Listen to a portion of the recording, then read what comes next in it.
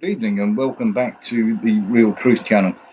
We looked in the first part of was the invasion of Ukraine justified by Russia, and we examined the NATO encroachment that was one of Vladimir Putin's three main tenets for actually going into the Ukraine. So we're going to look at the second one, and we can't say this word on YouTube, but we're going to look at the denotification of Ukraine. He called it something slightly different, but we'll be in trouble if we do that. So we're going to look at it and say, is this a cause for going into Ukraine? Now, it is without doubt the easiest case to prove for Vladimir Putin, and the hardest one, as much as they may try to hide it or deny, for NATO and us in the West to support the Ukraine stance in this war. And it is very, very simple. We'll start in 2014. There is videos out there of the following. There is videos of Zugrez Beach. You may never have heard of this, and shame on Western media for not allowing you to see this, where Ukrainian pilots and Ukrainian command ordered the bombing of a beach, and indeed they waited until the holiday till it was packed with beachgoers wearing nothing but beach towels, no terrorists, no Russian agitators whatsoever, and they bombed this beach, killing many, many people, including quite a few children, and it is quite horrific. There are videos of this out there. There are also wonderful videos of the Alley of Angels, which in the Donbass is a little, shall we say, street, which in it is erected a monument to all those children killed by Ukrainian soldiers in the early part of this war. There was no war at the time. There wasn't a Russian in sight, and they indiscriminately killed children. This is proven fact, and it is out there. We also had a wonderful documentary, which is on YouTube, and well done for YouTube for showing it, which shows Anne-Laure Bonnell's documentary called The Donbass.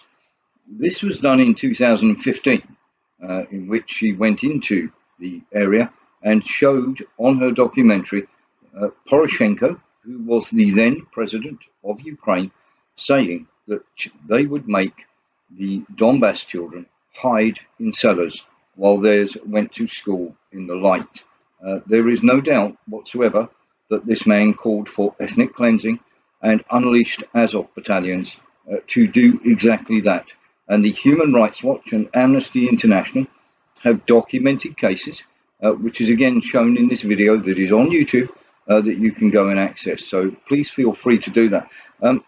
The other areas we have is the Ukraine crisis. That's another good video on YouTube, which will show you the Ukrainian war crimes. If you go and have a look at that, you might also want to have a look at the horrific scenes of a building where people who were protesting that they wanted to keep their own Russian language were forced into a building. The building was then set fire to, and many, many people died in that building, and they were forced in there by these ethnic cleansing lunatics who want to purge Ukraine of any Russian-speaking people in the eastern Donbass. Remember, these are Ukrainian citizens.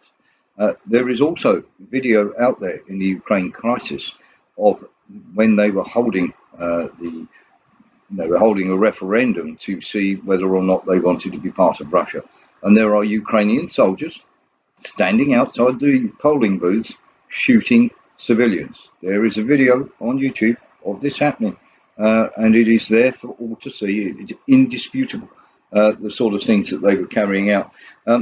When they chased the people into the building that was set fire, you can see men which look like they're in Ukrainian police uniforms, but definitely in Ukrainian uniforms because they have the badge, the blue and yellow on them, firing indiscriminately into the building at normal, ordinary people there who are not armed at all. You can also see, in fact, there's a video also on YouTube, in which a gentleman calls, and a host of a TV program calls for the extermination of the people in the Donbass. So proving that these, shall we say, uh, denotification of Ukraine is one of Vladimir Putin's aims.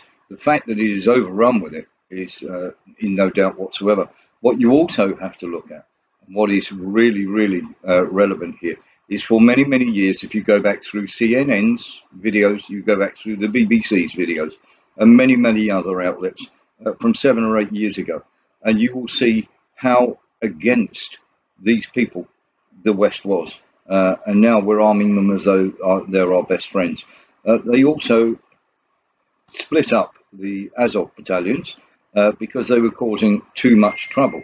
There is a video out there of Zelensky actually saying to one of the commanders that this will not do, it's drawing too much attention.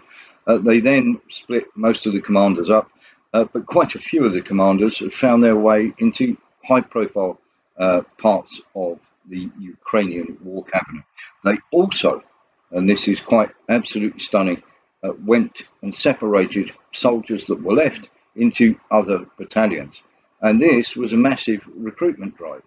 There are schools that are not unsimilar to 1930s Germany, where they are sent and taught this hateful ideology.